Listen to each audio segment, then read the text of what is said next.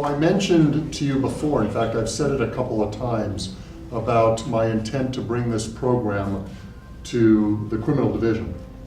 And Nell and I have been working on this with John and Angela and a couple others for a few months.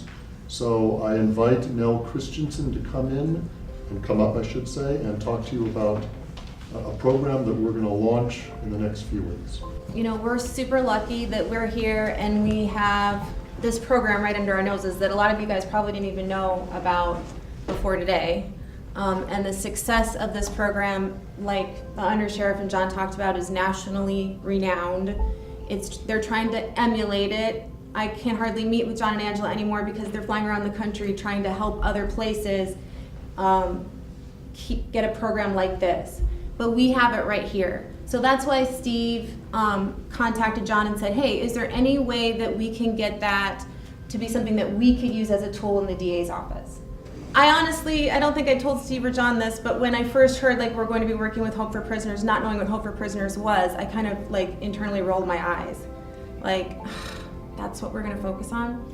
And then I invited you to a graduation. And then I went to a graduation, and then I went to the next graduation, and then I went to the program and saw about a day and a half of the programming that they first go through, and read as much as I could about Hope for Prisoners, and I am very, very excited about Hope for Prisoners.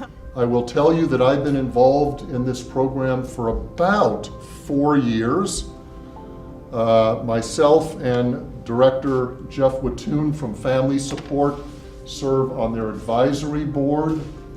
I have attended about 10 or 12 of their graduations and have spoken at 4 or 5 of them. This program is the real deal. And what I mean by that, it is genuine criminal justice reform. So I'm going to turn it over to John and Angela, and I'm going to use your phrase, put your hands together for John Ponder. So our organization provides reentry services to men, women, and young adults that are exiting different arenas of our judicial system. So some of the folks that we work with are coming home from state or federal prisons, city, county jails, drug rehabs, halfway houses, transitional facilities, and the likes. And what we do is we provide the supportive services to help men and women not only get acclimated back into workplaces, but we make sure there are mechanisms in place that once they get inside the workplace through partnerships that we built up with employers, they're going to be afforded opportunities to thrive and be able to grow and afforded every opportunity to succeed.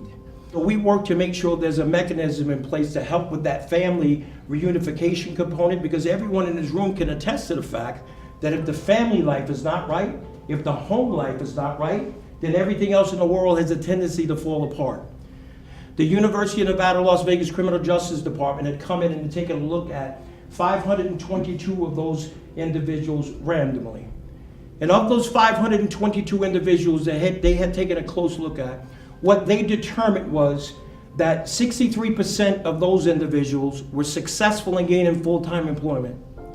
That 25% of those considered hard to hire were full-time employed in sustainable wage jobs 17 days after graduation.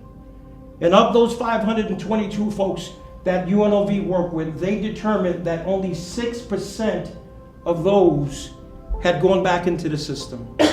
There's not another reentry mechanism in this country that could say that they're doing those kind of numbers. But to be quite honest with you, we're not satisfied with that.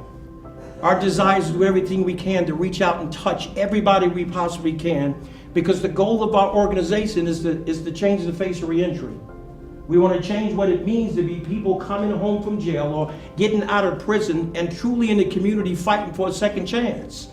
But the only way that we're going to be able to do that is to help to create a massive amount of people who come home from the prison system and never, ever, ever reoffend again. The sheriff has given us an army of volunteer police officers that serve as mentors.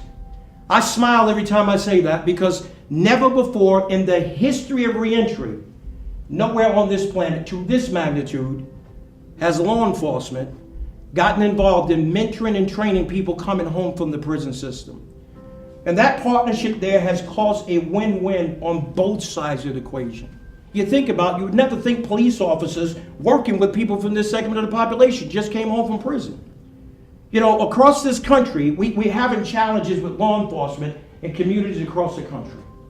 right? We hear it on the news all the time. And I believe that the reason why that is because people, quite honestly, don't trust the police.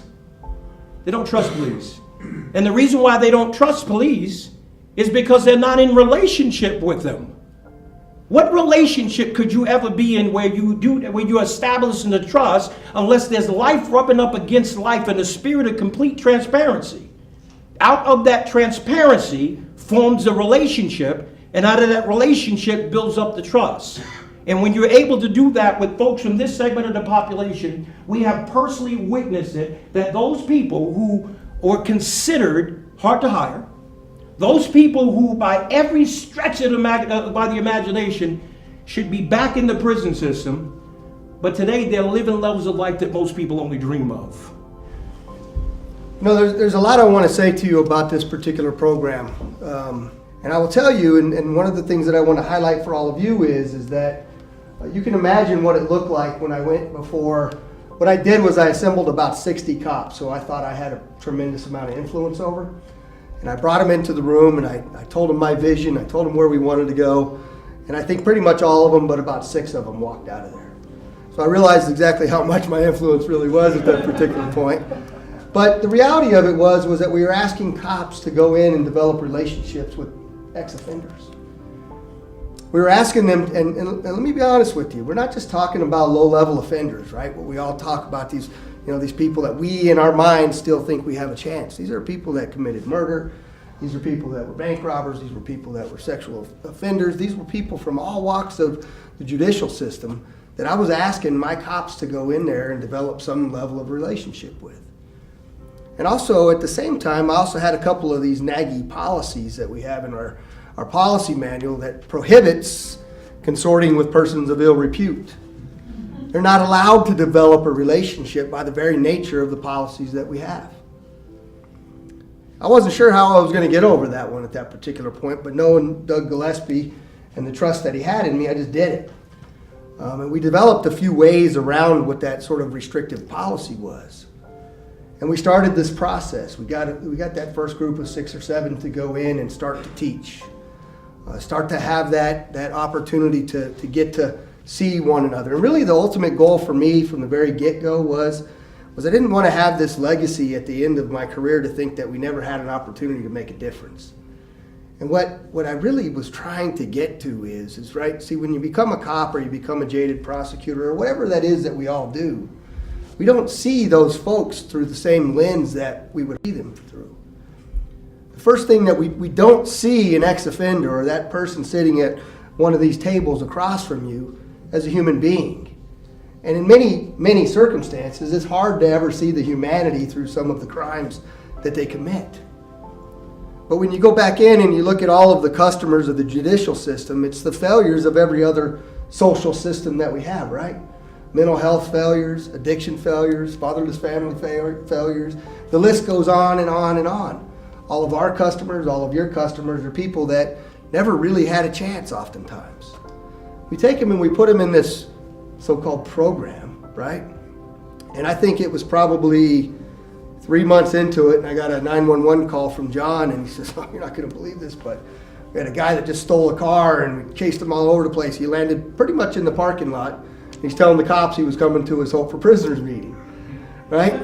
And so he thought, oh boy, this would be the end of it and all that, but we're not going to have a 100% success rate in dealing with returning offenders because you're dealing with human beings again. But this opportunity for these officers to go in there, right, and to develop that humanity and that look back both ways, our approach to them and their approach to us, it's really one of the most magical things I've ever had the opportunity to witness in law enforcement. The thing that it's really clear to me that you also need to understand, I don't have a single problem getting one volunteer today. People at every rank in my organization go over and spend a significant amount of their time and effort and energy trying to make that program as effective as it can be because they see what's coming back to them as well.